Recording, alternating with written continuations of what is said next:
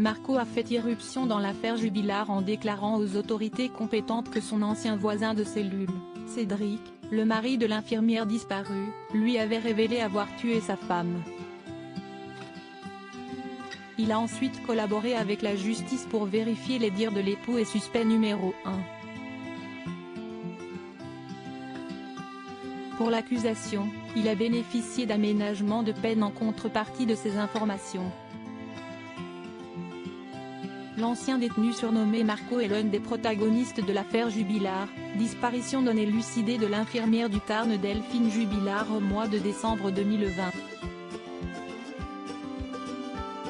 Cet homme a fait irruption dans l'enquête en septembre 2021, quand ce Corse de 37 ans au passif judiciaire bien rempli a affirmé à la justice avoir eu des informations capitales de son ancien voisin de cellule, le mari dont la disparue voulait divorcer, Cédric Jubillar, en détention provisoire pour homicide par conjoint. Tandis que les deux hommes ont été confrontés de nouveau ce mois de mai 2022, Marco est accusé d'avoir bénéficié de faveurs de la part de la justice. Cette dernière a alors remis les pendules à l'heure.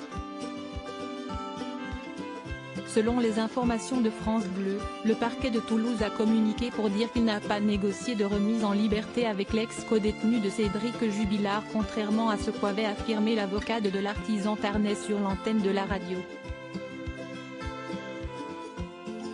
À l'issue d'une après-midi entière de confrontation entre Cédric Jubillar et son ancien voisin de cellule à Cesse, les avocats du mari de Delphine Jubillar ont affirmé que l'ex-détenu avait négocié sa remise en liberté contre la divulgation des aveux de l'artisan tarnais.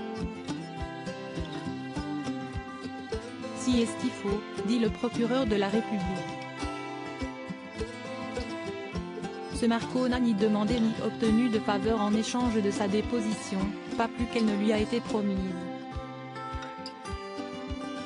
Puisque quand il a fait savoir qu'il souhaitait entrer en contact avec les enquêteurs du dossier Jubillar, il était libérable dès le lendemain. À la suite des déclarations de cet homme qui a occupé une cellule à côté de celle de Cédric Jubillar, des recherches d'ampleur pour tenter de trouver le corps de l'infirmière disparue avaient été entreprises en vain début 2022. Le témoignage de l'ancien détenu avait également provoqué, mi-décembre 2021, le placement en garde à vue de la nouvelle compagne de Cédric Jubillar. D'après ce témoignage, elle était susceptible de savoir où trouver le corps de Delphine. Elle est cependant ressortie libre, après 1 jour et demi de garde à vue, sans être mise en examen. Selon elle, les confidences du mari de Delphine étaient une provocation de plus face à une justice qui l'accable.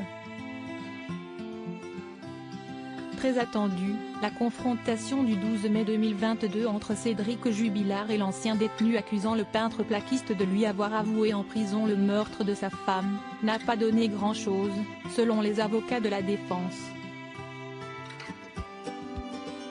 Chacun est resté sur ses positions, a déclaré l'un de ses avocats, Jean-Baptiste Allary, à l'issue de 4 heures de confrontation devant les juges d'instruction. Pour l'heure, Cédric Jubillar reste derrière les barreaux, la justice estimant que les enquêteurs ont apporté suffisamment d'éléments sur la culpabilité du peintre plaquiste de 34 ans pour le maintenir en prison, notamment avec l'expertise des lunettes cassées que portait sa femme le dernier soir où elle a été vue et l'analyse psychiatrique de celui qui est considéré comme le coupable idéal. Le mandat de dépôt à son encontre expire toutefois le 18 juin prochain. Il ne peut donc pas rester en détention provisoire au-delà sans un débat devant le juge des libertés. Cédric Jubillar reste présumé innocent des faits qui lui sont reprochés jusqu'au jugement définitif de cette affaire.